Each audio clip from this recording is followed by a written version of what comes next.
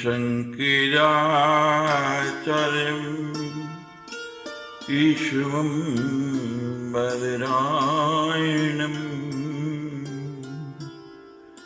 सूत्रभाष्यकृतो वन्दे भगवन्तो पुनः पुनः। यद्पदपङ्कजरजै समवाप्य विश्वम् ब्रह्मा सृजति दिनं च बिभर्ति विष्णु रुद्रैः सहर्ति नेत्रयथा समर्था तस्यै नमस्तु जगदम्बिकाय।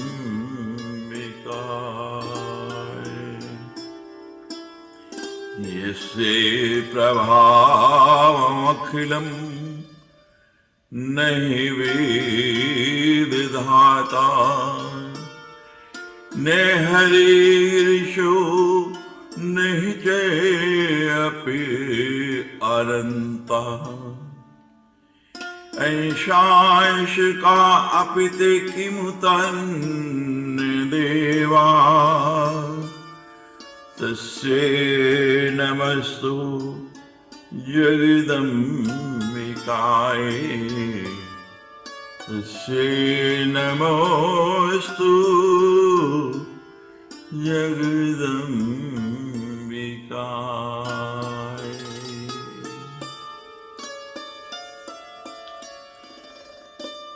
ऋषिगण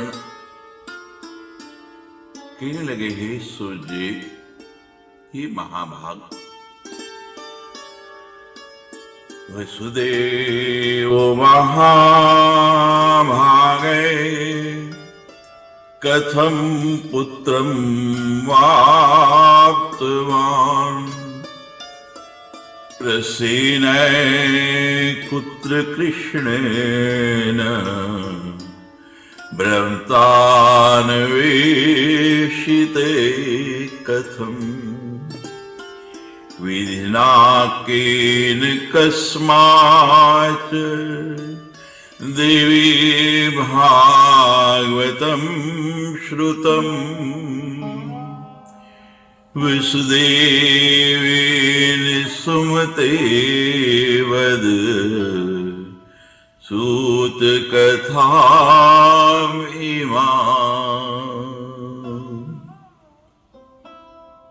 ही वसुदेव जी ने अपने पुत्र को किस प्रकार प्राप्त किया, उन्होंने वन में भ्रमण करते हुए श्री कृष्ण ने प्रसेन को कैसे खोजा।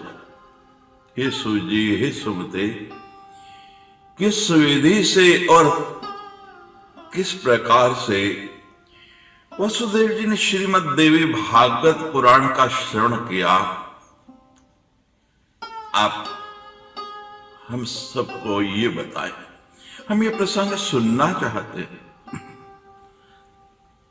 सूर्य कहने लगे, सुनो ऋषियों, द्वारका में सत्राजित नाम की एक राजा थे। वो सूर्य की उपासना करते थे, सूर्य के उपासक थे। हमारे 5 आदि देव हैं, गणपति, विष्णु, शिव, शक्ति और सूर्य। इन 5 की उपासना मूर्ति रूप में भी होती है और लिंग रूप में भी होती है। सभी देवताओं के पास हमको पूजा करने के लिए जाना पड़ता है, लेकिन भुवन भास्कर आदित्य भगवान सूर्य तो स्वयं हमको प्रतिदिन दर्शन देने के लिए आते हैं और चाहते क्या है, केवल 1 लोटा जल। जरा कल्पना करो, यदि सूर्य नहीं होता तो कहीं भी प्रकाश नहीं होता, संसार में कोई वनस्पति नहीं होती। जिनके कारण हमको सब कुछ मिला है, हम सुबह उठ के, प्रातः काल उठ के और उनकी आराधना नहीं कर सकते। कुंती ने सूर्य देव की आराधना की और उनसे कर्ण जैसा पुत्र प्राप्त किया। सत्राजित भी सूर्य की आराधना करते थे, सूर्य के परम भक्त थे। निरंतर आराधना से सूर्य देव उनके ऊपर प्रसन्न हो गए। उन्होंने से अपने लोक का दर्शन कराया। उसकी भक्ति तथा प्रेम से अत्यंत प्रसन्न हुए भगवान सूर्य ने सत्राजित को समयंतक मणि दे दी और वो उस मणि को अपने गले में धारण किए हुए द्वारका में आ गए। उस मणि को देखकर लोग भ्रमित हो गए। ऐसा लगता था कि जैसे साक्षात सूर्य ही द्वारका में आ गए हैं। उस भ्रमित के प्रकाश से भ्रमित जो नागरिक हैं, वो सत्राजित को सूर्य समझकर भगवान कृष्ण के पास उनकी सभा में पहुंचे और उनसे जाकर कहने लगे, ईश आयाति सविता दिव्येक्षुस्तां जगत्पते श्रुत्वा कृष्णस्तु तद्वाचम् रहस्योवाच संसदि। जब भगवान कृष्ण से हंसकर उन्होंने कहा कि सूर्यदेव भगवान स्वयं आपके लिए दर्शन करने के लिए आ रहे हैं, तो उनकी बात सुनकर के उस सभा में भगवान कृष्ण ने सबका परिहास करते हुए कहा, हे बाल स्वभाव नागरिकों, ये सूर्य भगवान नहीं है, तुमको भ्रम हो गया है। ये सत्राजित हैं जो स्वयं सूर्य द्वारा प्रदत्त संपेट मणि के समान दीप्तिमान होते हुए यहां आए हैं।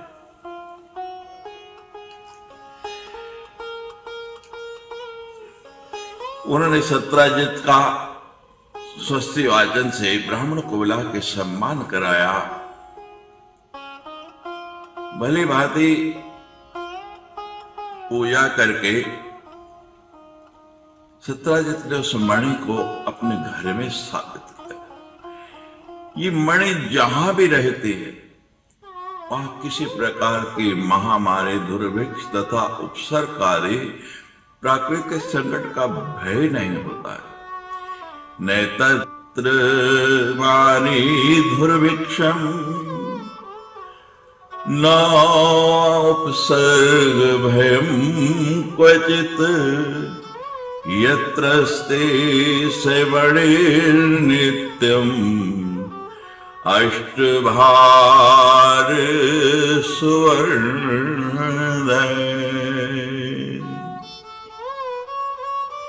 दूसरा गुण इस मणि की दूसरी विशेषता ये है कि ये नित्य अपनी वजन से 8 गुना अधिक,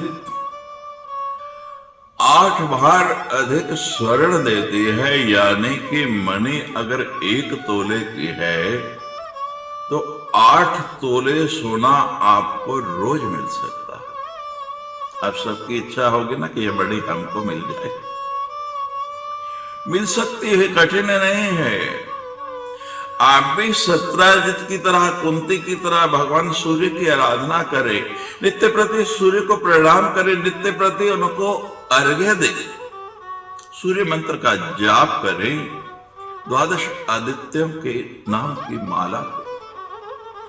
भगवान सूर्य प्रसन्न हो जाएंगे और आप भी सूर्य को प्रसन्न करके वो मणि प्राप्त कर सकते हैं। भगवान कृष्ण ने सत्यजित से कहा कि ये मणि मुझे दे दे।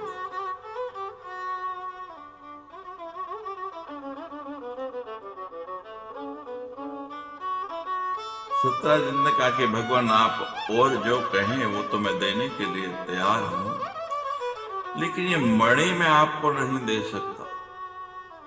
क्यों नहीं दे सकते? कि भगवान आपको सोना चाहिए तो जितना सोना कहो उतना मैं दे देता हूं, लेकिन मणि नहीं दे पाऊंगा। भगवान ने कहा ना हमें मणि की इच्छा है ना हमें सोने की इच्छा है, हम तो तेरे भले के लिए, तेरे हित के लिए तेरे से ये मणि मांग रहे थे। तू देना चाहे तो तेरी इच्छा, और नहीं देना चाहे तो तेरी इच्छा। ना हमें मणि की आवश्यकता है ना सोने की आवश्यकता है। सत्यजित ने मणि नहीं दी। ईश्वर हमसे कुछ मांगेगा?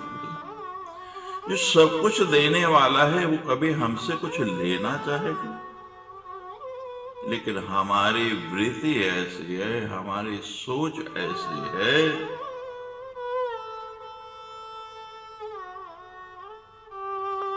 जो भगवान का दिया हुआ है। हर व्यक्ति ये कहता है कि सब कुछ भगवान का दिया है, लेकिन जब भगवान को अर्पण करने की बारी आती है, जब उसने दिया, हम तो केवल केयर टेकर हैं, उसके रखवाले हैं। उसका उपयोग करने के लिए कुछ समय के लिए भगवान ने हमें दे दिया है, लेकिन हमें लुटाना बड़ा ही कठिन लगता है। एक दिन सत्यजित के भाई प्रसेन ने उनसे वो मणि मांगी कि भाई साहब मुझे शिकार खेलने के लिए जाना है।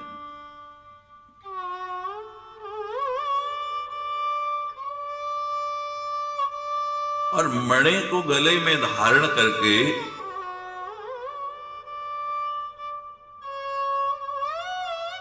जब मैं जंगल में जाऊंगा, इसके प्रकाश में वन्य जीव स्पष्ट नजर आएंगे, प्रत्यक्ष नजर आएंगे। प्रसेन को वो मणि दे दी। प्रसेन वो मणि डाल के गले के अंदर जंगल में शिकार करने के लिए गया।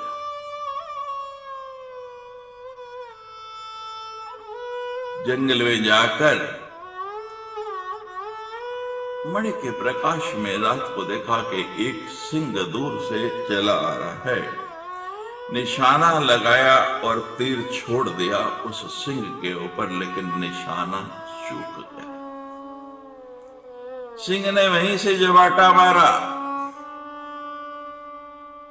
प्रसेन का तो निशाना चूक गया, लेकिन सिंह का निशाना नहीं चूका। मणि सहित उसको नीचे ले आया, नीचे गिरा दिया। उसको मार के मणि निकाल ली। मणि अपने गले में डालकर वो सिंह वहां से जा रहा था, तो सामने से ऋक्षराज जामवंत जी आ रहे थे। जामवंत जी ने देखा कि मेरी गुफा के द्वार पर यह सिंह है और इसके गले में ऐसी प्रकाशमान वस्तु क्या है। पराक्रमी जामवंत जी ने उस सिंह को मार डाला और वो मणि लेके अपने पुत्र को, अपने बालक को दे दी। और बालक उस मणि को प्रदीप्त पाकर, प्रकाशमान आकर कौतूहलवश उससे खेलने लगा। कुछ काल बीता और जब प्रसेन वापस नहीं आया तो सत्यजित अत्यंत दुखी हुआ और सोचने लगा कि प्रसेन कहां गया। जब जंगल में खोजने के लिए पहुंचा तो देखा वहां प्रसेन तो नहीं, सर्वत्र उसकी हड्डियां बिखरी पड़ी है। उसके वस्त्रों से पहचाना, लेकिन मणि को बहुत ढूंढा, मणि नहीं मिली। मन में भाव आ गया, हो ना हो, भगवान कृष्ण ने मणि मांगी थी और मैंने उनको मणि नहीं दी, तो मणि के लालच में भगवान ने ही मेरे भाई की हत्या कर डाली है, उसको मार डाला। अथै लोक मुखो उद्गीणाम किं वदन्ति पुरे भवत् कृष्णेन निहितो नूनम् रसेनो मणिलिप्सुना। करणे करणे जपी न जाना। बात होती होती होती होती एक कान से दूसरे कान, दूसरे से तीसरे कान, कोई कहता है सूर्य की गति बहुत तेज है, कोई कहता है प्रकाश की गति सबसे तीव्र है, लेकिन मैं कहता हूं अफवाह की, र्यूमर की गति सबसे तेज है, झूठ सबसे तेज जाता है। बात होते होते द्वारका तक पहुंच गई। ये सर्वत्र किंवदंती फैल गई, सर्वत्र चर्चा होने लगी कि मणि के लोभ में वशीभूत होकर कृष्ण ने ही प्रसेन का वध कर दिया है। बात कृष्ण तक भी पहुंच गई और जब उन्होंने ये बात सुनी तो अपने ऊपर लगे हुए अपयश को, उस कलंक को परिमार्जन हेतु प्रसेन को खोजने के लिए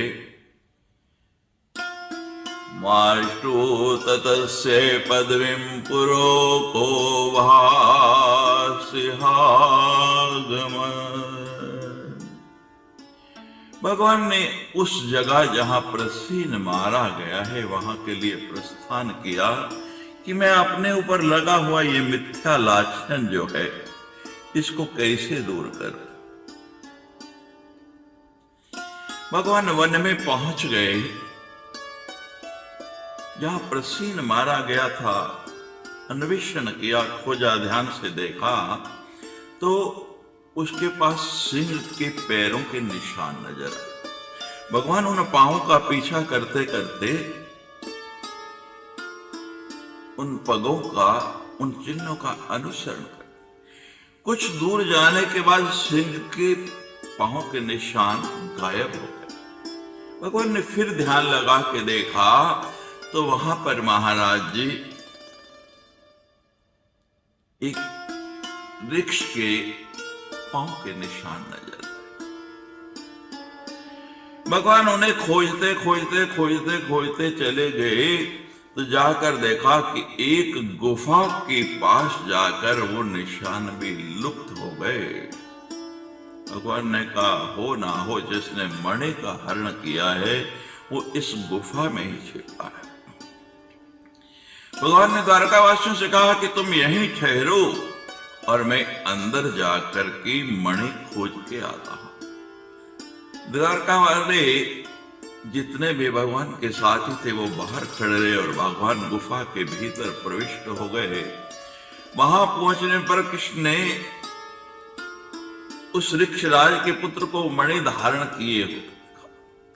भगवान उससे वो मणि जब छीनने लगे तो हाय धात्री भयभीत होकर चिल्लाने लगे।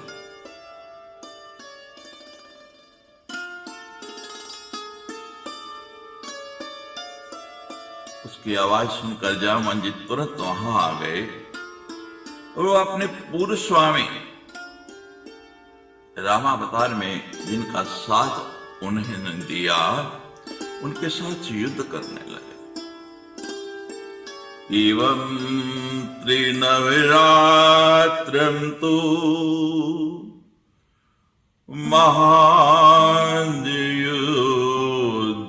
भूतयो कृष्णागमं प्रतीक्षन्तः द्वारे पुरोकसे। एवं त्रिनवरात्रम यानी 9 और 9 3 बार 9 27 दिनों तक भयंकर युद्ध हुआ।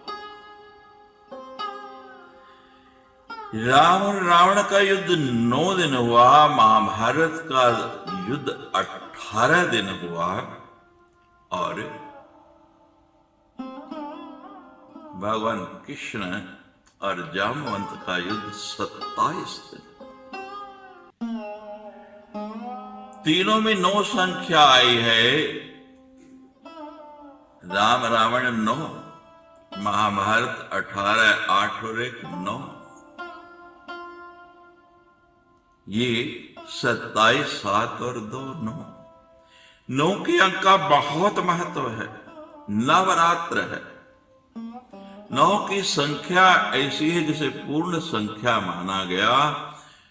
9 का पहाड़ा पड़े, 9 का कितना भी गुणन कर लें, 18 योग 9, 27 योग 9, 9 और 4 36 योग 9, 9 5 45, 4 और 5 9।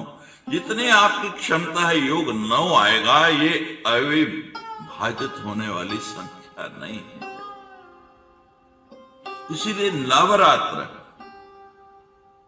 देवी की उपासना करनी है पड़ेगा। आप किसी भी देवी देवता की पूजा करते हैं, लेकिन आपको सौर हैं, गणपत्य हैं, शैव हैं, वैष्णव हैं, शाक्त तो बनना ही पड़ेगा। क्योंकि जब तक आपकी गायत्री मंत्र की दीक्षा नहीं हुई, तब तक आप किसी भी मंत्र को जपने के अधिकारी नहीं हैं। और ये गायत्री क्या है? यही तो शक्ति है, यही मां भगवती है। माला के मन के कितने हैं? 108, 8 और 1 9। गर्भ में कितने समय रहते हैं? 9 महीने। रत्न 9 है, ग्रह 9 है। 9 की सर्वत्र महिमा है। तो 27 दिन तक भयंकर युद्ध हुआ। जो साथ में साथी आए थे, 12वें दिन क्या देखा? बाहर भगवान के आगमन की प्रतीक्षा कर रहे, तो देखा कि एक रुधिर की लकीर बाहर नजर। जब उस रेखा को देखा तो मन में भाव आया, हो ना हो भगवान के साथ कुछ अनिष्ट हो गया है। ये सब वहां से वापस चले गए, वहां रुके रहे। और उधर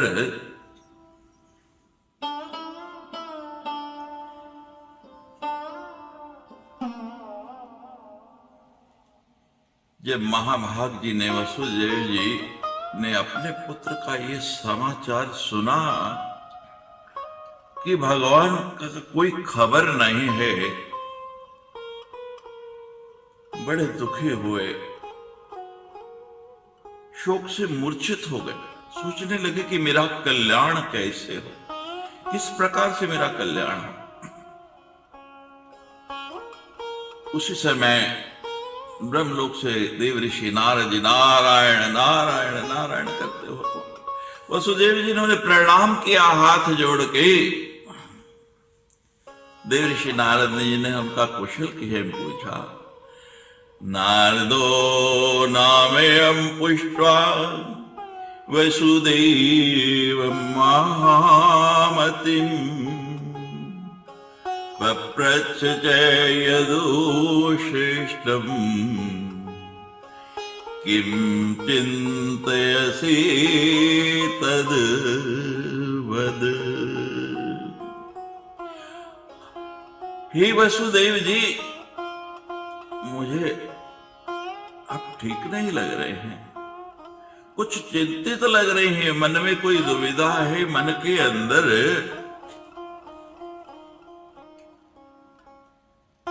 कोई पीड़ा है, कोई कष्ट है, तो बताइए, मैं आपका क्या हित कर सकता हूं। वसुदेव जी कहने लगे, मेरा अतिशय प्रिय पुत्र श्री कृष्ण प्रसेन को खोजने के लिए द्वारका के नागरों के साथ वन में गया हुआ।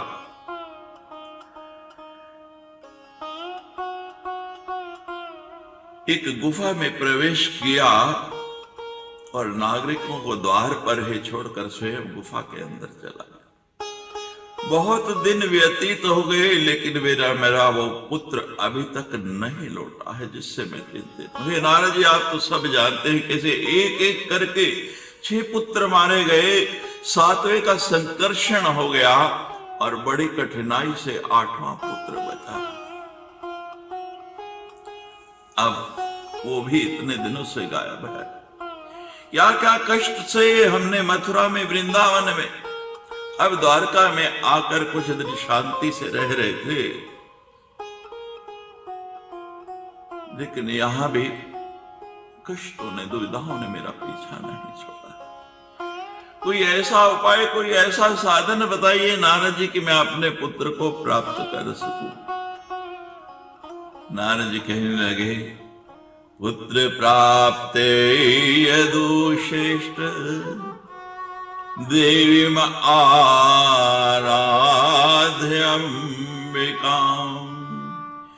तस्याराधने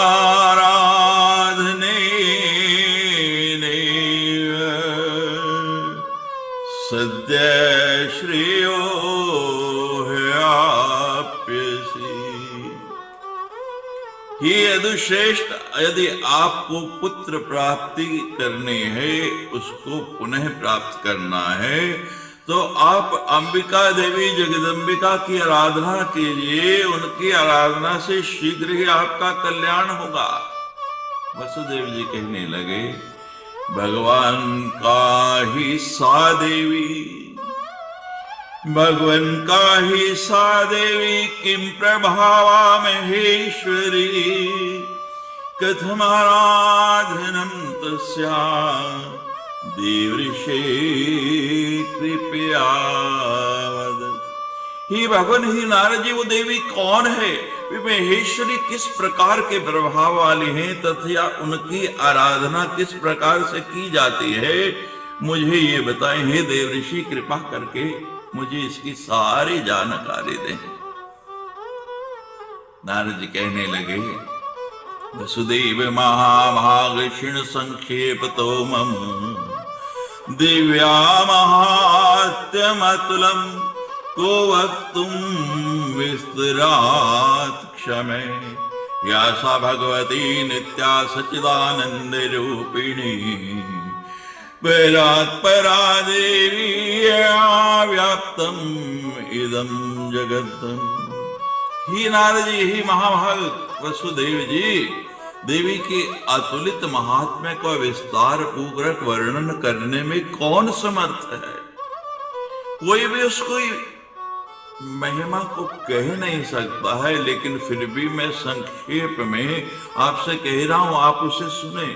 जो भगवती शाश्वत है, सच्चिदानंद स्वरूपा है, परतपरा देवी है, तथा जिनकी द्वारा ये जगत व्याप्त है, जिनकी आराधना के प्रभाव से ही ब्रह्मा इस चराचर सृष्टि की रचना करते हैं, जिनका स्तमन करके भगवान विष्णु मधुकैटभ के भय से मुक्त हुए, तथा जिनकी कृपा से विश्व का पालन पोषण करते हैं।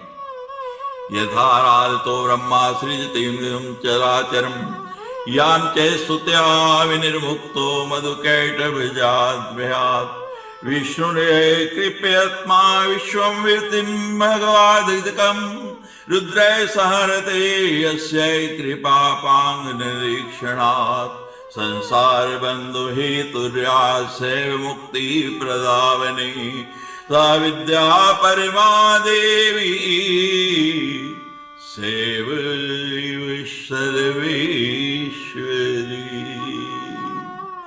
जिनकी कृपा से विश्व का पालन भरण पोषण भगवान विष्णु करते हैं, जिनकी कृपा कटाक्ष मात्र से भगवान शंकर जगत का संहार करते हैं, और जो संसार के बंधन के कारण रूपा है, वे ही मुक्ति प्रदान करने वाली हैं, वे ही विद्या स्वरूप हैं, और वे ही समस्त ईश्वरों की भी ईश्वरी हैं। इतना कहकर नारद जी कहने लगे, हे वसुदेव जी, नवरात्र विधानेन संपूजे जगदम्बिका नवाहो भी पुराणं च दिव्या भागवतम शृणु। इसलिए आप ही वसुदेव जी नवरात्र विधान के अनुसार जगदम्बा की विधिवत पूजा करके 9 दिनों में श्रीमद् देवी भागवत पुराण का श्रवण कीजिए। इस पुराण के श्रवण मात्र से आप शीघ्र ही अपने पुत्र की प्राप्ति करोगे। यस्य श्रवण मात्रेण सद्य पुत्रम अवाप्यसि मुक्तिर्मुक्तिर्न दूरस्था पठताम शृण्वाम निराम। इस पुराण का पाठ तथा श्रवण करने वाले मनुष्यों से भोग एवं मोक्ष दूर नहीं रहते हैं, उनके निकट ही रहते हैं, उनके पास ही रहते हैं। नारद जी के ऐसा कहने से वसुदेव जी ने मुनिश्रेष्ठ नारद को प्रणाम करके अत्यंत प्रेम पूर्वक कहने लगे, भगवतम वस्तवाक्येन संस्मृतम मृत्वात्मने श्रूयतां तच्च वक्ष्यामि देवी महात्म्ये संभवम्। भगवान, आपके इस कथन से देवी महात्म्य से संबंधित मुझे अपना एक पूर्व वृत्तांत याद आ गया है। मैं उसे कह रहा हूं, आप सुनिए। पूर्व काल में पापी कंस ने आकाशवाणी के माध्यम से देवकी के 8वें गर्भ से अपनी मृत्यु जानकर मुझे मेरी भार्या सहित बंदी बना लिया था।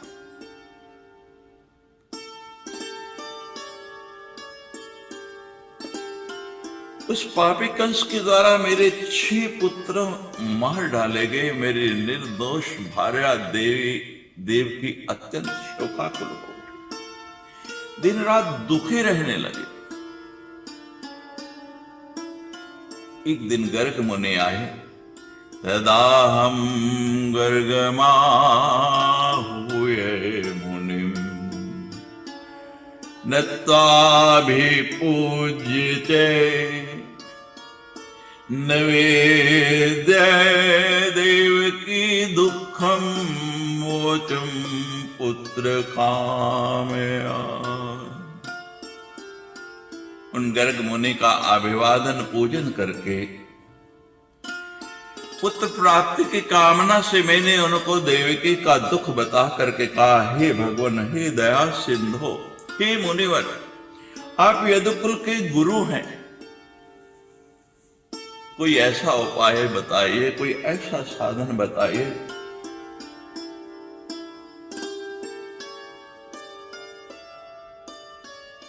मेरा 8वां पुत्र बच जाए। उसकी प्राप्ति का कोई ऐसा साधन बताइए कि जिससे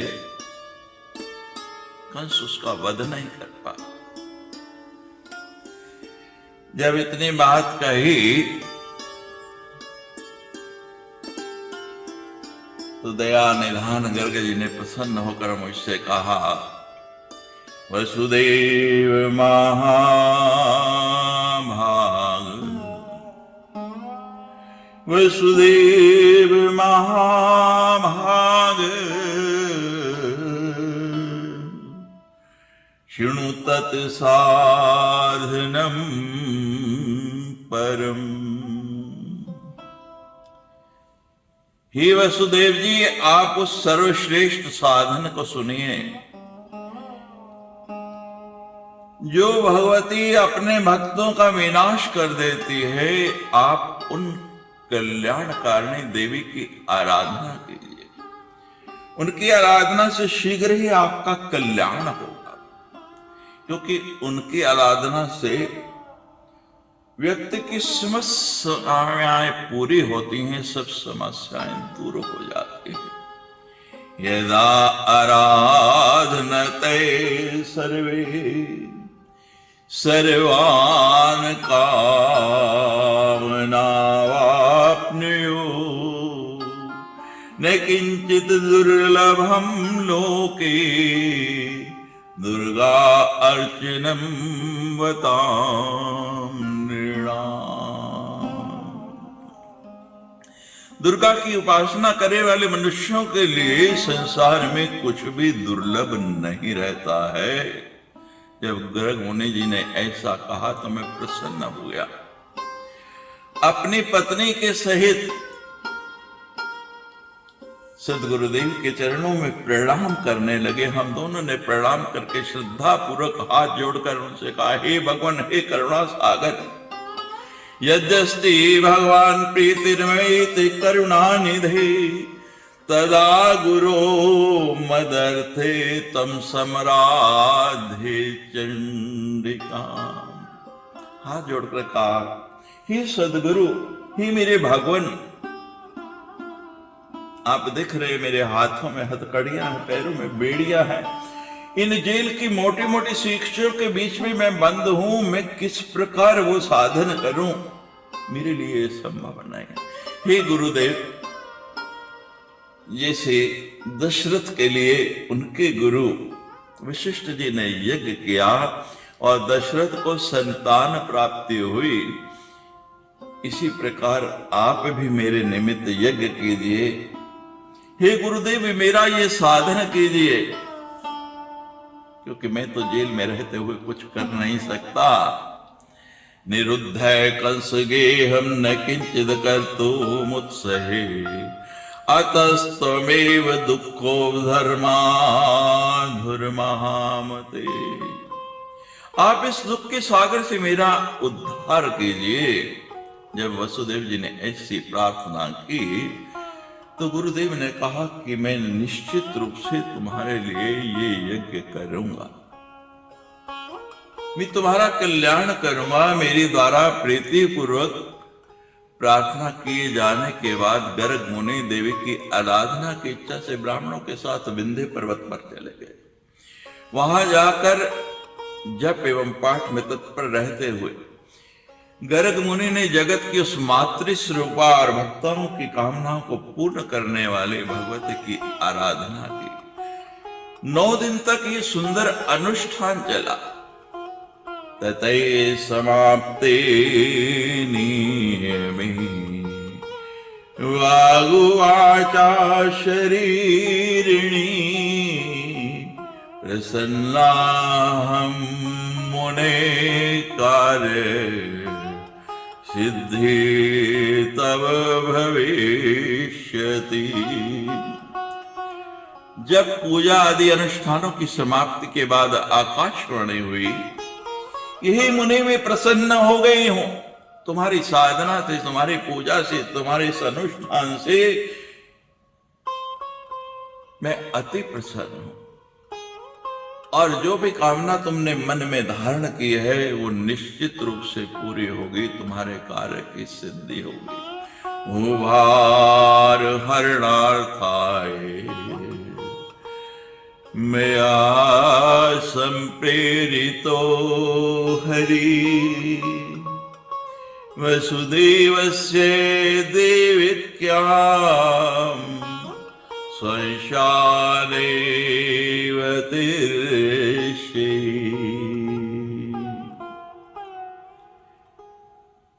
पृथ्वी के भार का नाश करने के लिए मुझसे प्रेरणा प्राप्त कर स्वयं भगवान विष्णु अपने अंश से वसुदेव की भार्या देवकी के गर्भ से अवतार धारण करें। कंस भीत्या तमादाय बालमानक दुंदुभि प्राप्यति सद्यस्तु गोकुले नंद वेश्मनि यशोदातनयां नीत्वा स्वगृहे कंस भुजे दास्यस्त्यच्युतां हन्तुम् कंस आक्षेष्यति क्षितो। कंस के भय से वसुदेव जी उस शिशु को लेकर शीघ्र ही गोकुल में नंद के घर में पहुंचा देना और वहां से यशोदा की कन्या को लाकर अपने घर में ही राजा कंस को दे देना, तब कंस उस कन्या को मारने के लिए उसे पृथ्वी पर पटक देगा। सातस्तान विनगर्ते दद्यो दिव्ये पुरधरा मदंश भूता विंध्याद्रो करिष्टि जगधितम। वो कन्या उस कंस के हाथ से छूटकर मेरी अष्ट रूपा वह कन्या तत्क्षण ही अलौकिक रूप धारण करके विंध्य पर्वत पर चली जाएगी और निरंतर जगत का कल्याण करेगी। इस प्रकार के आश्वासन सुनकर गर्ग जी ने भगवती को प्रणाम किया, दोनों हाथ जोड़ के नमस्कार किया और प्रसन्न मुनि से मथुरा में आ गए। आचार्य गर्ग के मुख से महादेवी के वरदान की बात सुनकर और उस प्रसाद को ग्रहण करके नारद जी में पत्नी के साथ बहुत प्रसन्न, आनंद विभोर हो गया। तदारभ्य परम जाने देवी महात्म्य उत्तमम अधुनानि हे देव ऋषे श्रुतम तव मुखम भूयात्। तभी से मैं देवी के इस उत्तम अति उत्तम महात्म्य को जान रहा हूं। हे देव ऋषि, आज आपके मुखारविंद से जब मैंने देवी का वो महात्म्य सुना तो मुझे पूरे का पूरा वो पूर्व वृत्तांत स्मरण हो गया, मुझे उसकी याद आ गई। अथो भागवतम देव्या तमेव श्राव्ये प्रभो मद्भाग्यो देव ऋषि संप्राप्तोऽसि दयानिधे। हे प्रभु, मेरा भाग्य उदय हो गया, मेरे सौभाग्य से ही आप यहाँ आए हैं, आप यहाँ पधारे। हे नारद जी, मैं अब किसके पास जाऊं और किसको ढूंढूं? नारद जी, मेरे ऊपर कृपा करो, अनुग्रह करो, आप ही मुझे श्रीमद् देवी भागवत सुनाओ, आप इसका नावाहन प्राण करो और मेरा कल्याण करो। तथा विघ्नार्थम द्विजाजे पुनर्वाक्षरम मार्कंडे पुराणोक्तम पिठुर्दिव्यास्तवम। तथा कथा में आने वाले विघ्न बाधाओं के शमनार्थ ब्राह्मण देवी के नवाक्षर मंत्र ओम ह्रीं ह्रीं क्लीं चामुंडाय विच्चे, इस मंत्र का जाप करें तथा मार्कंडी पुराण में वर्णित देवी स्तोत्र का पाठ करो। रतम स्कंदमारभ्यम श्री नारद मुखोद्गम शृणाव वसुदेवश्च भक्ते भागवतामृतम। पहले स्कंद से आरंभ करके वसुदेव जी देव ऋषि नारद के मुख से निश्रित अमृत स्वरूपा श्रीमद् भागवत पुराण का 12वें स्कंद तक भगवती पूरे भक्ति और श्रद्धा से श्रवण करने लगे। नवेनी कथा पूर्तो पुस्तक वाचकम तथा प्रसन्न पूजयामास वसुदेव महामना। 9वें दिन कथा की समाप्ति होने पर महामनस्वी वसुदेव जी ने श्रीमद् देवी भागवत ग्रंथ तथा कथावाचक दोनों की प्रसन्नता पूर्वक पूजा की। और उधर कंदरा में भगवान श्री कृष्ण तथा जामवंत के बीच निरंतर ये युद्ध चल रहा है। 27 दिन हो गए, जामवंत जी का शरीर शिथिल पड़ गया।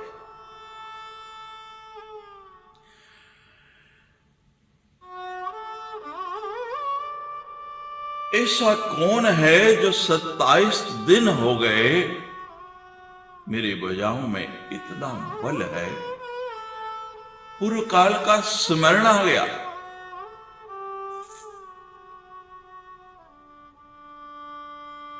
कहीं ये राम तो नहीं। नेत्र बंद करता है तो राम दिखते हैं, नेत्र खोलता है तो सामने कृष्ण करते हैं। नेत्र बंद करता है तो धनुर्धारी हैं, नेत्र खोलता है तो चक्र सुदर्शनकारी। हाथ में मुरली लिए भगवान कृष्ण नजर आते हैं। भ्रमित हो गया ये कौन है।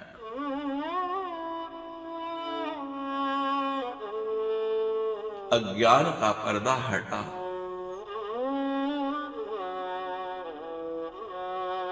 समझ गया ज्ञातोऽसि रघुवरस्य तं यदोषात् सरितां पतिम। चरणों में गिर गया, हे भगवान मेरे से अपराध हो गया, गलती हो गई, मैं आपसे इतने दिन तक लड़ता रहा।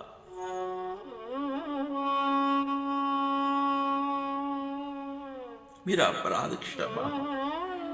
भगवान ने जामवंत को उठाया, कहने लगे जामवंत मैंने तो तेरी इच्छा पूरी की।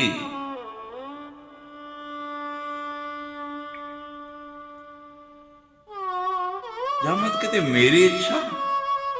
कहते हाँ जामवंत, मैंने तुम्हारी इच्छा ही पूरी की। स्मरण करो मेरे वामनावतार का वह प्रसंग।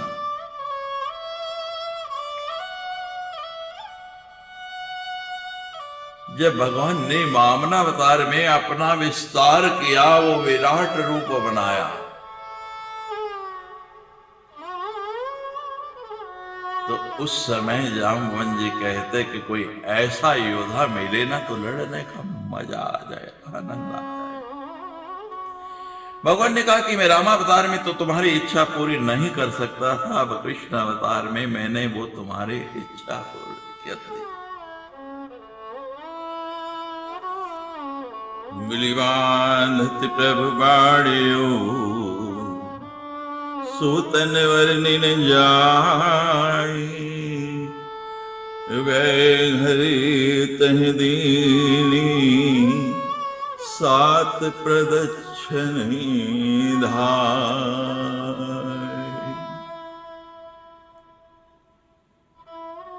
भगवान का वामन अवतार हुआ, बलि से 3 पग भूमि की याचना की। बलि ने कहा दिया, और भगवान ने उस भूमि को नापने के लिए वामन से विराट रूप बनाया। भगवान का वो विराट रूप, एक पांव पाताल में,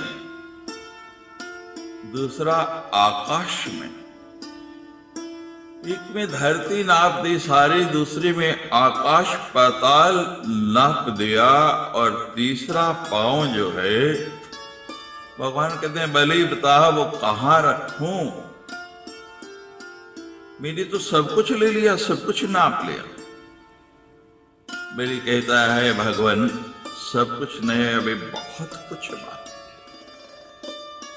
क्या बाकी है? बलि ने अपना सिर सामने कर दिया, भगवान तीसरा पैर यहां रखिए, अभी मैं बाकी। ये सारे की सारी भगवान की लीला, ये कौतुक जामवंत जी देख रहे थे। उस समय जामवंत जी के मन में भाव जागृत हुआ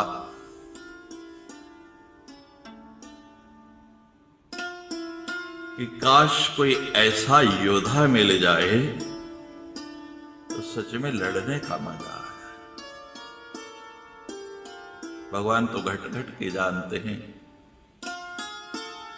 बलि के मन में क्या है, भगवान जान गए।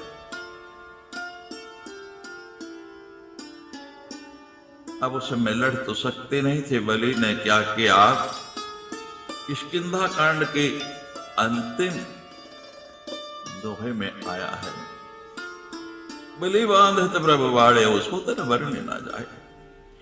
बलि को जब वचन ने बांध लिया भगवान ने, तो इतना बड़ा अपना स्वरूप बनाया, अपने देह का इतना विस्तार कर दिया, सो तन वर्णन ना जाए। कि उसका व्याख्यान ही नहीं हो सकता कि कितना बड़ा वो स्वरूप था। भगवान की कैसी मनोहारी छवि रही होगी वो, कितना दिव्य, कितना तेजमय, कितना प्रतापमय, कितना बल वाला भगवान का वो विग्रह होगा।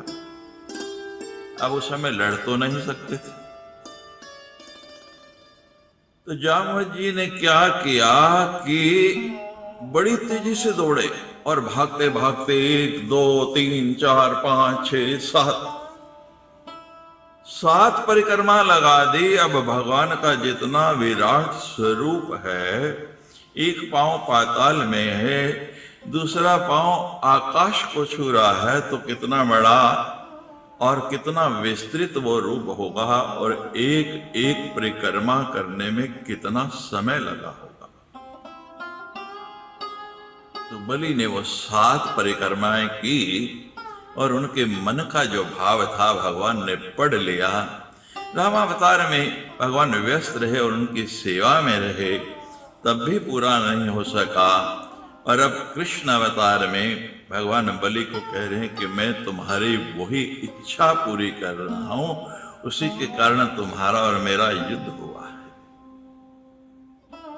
जामवंत जी भगवान के चरणों में गिर गए, बार बार क्षमा मांगने लगे। जिस गुफा में वो युद्ध हुआ हमारे प्रदेश जम्मू कश्मीर में प्रचलित है, और हर वर्ष लाखों श्रद्धालु वहां दर्शन करने के लिए आते हैं। वो जामवंत की गुफा यहां पर तवी नदी के किनारे, जिसको यहां के स्थानीय लोग पीर खो के नाम से जानते हैं, और जब आप उसका भूगोल देखेंगे, वहां आकर उसका दर्शन करेंगे, तो आपको सचमुच यही लगेगा कि वास्तव में यहीं पर बांके बिहारी आनंद कंद उन लीलाधारी भगवान कृष्ण और जामवंत जी का युद्ध निश्चित रूप से यही होगा। भगवान सब कुछ कौतुकवश करते हैं। भगवान पलक झपकते ही जामवंत को परास्त कर सकते थे, लेकिन हमारी कुछ प्रत्यक्ष और कुछ अप्रत्यक्ष इच्छाएं रहे। उन अप्रत्यक्ष इच्छाओं को हम भी नहीं जानते, और बहुत शीघ्र हमें उनकी विस्मृति होती है, हमें उनका स्मरण भी नहीं रहता है कि हमारे मन में कोई इच्छा ऐसी जागृत हुई थी, कोई ऐसा भाव आया था। लेकिन भगवान तो घट घट के जानते हैं।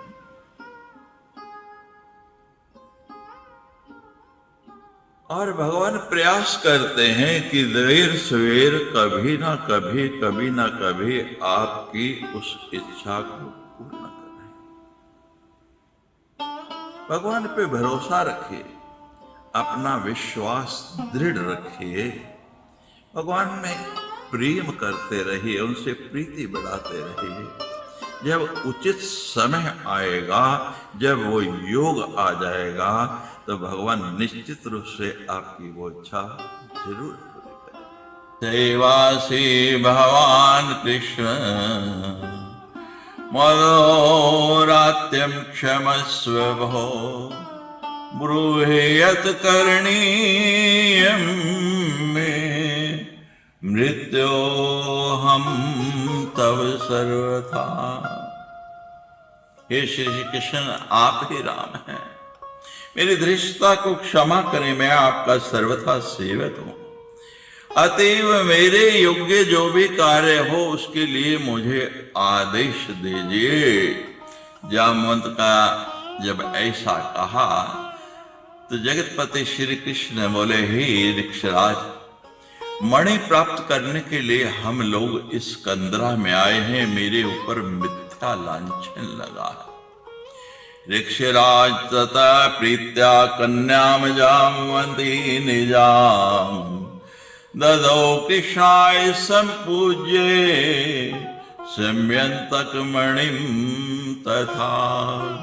चितां पत्नीं समादाय मणिं कंठे तदा ददत् अभिमन्त्रे यक्षराजञ्च प्रतस्थे द्वारकां पति।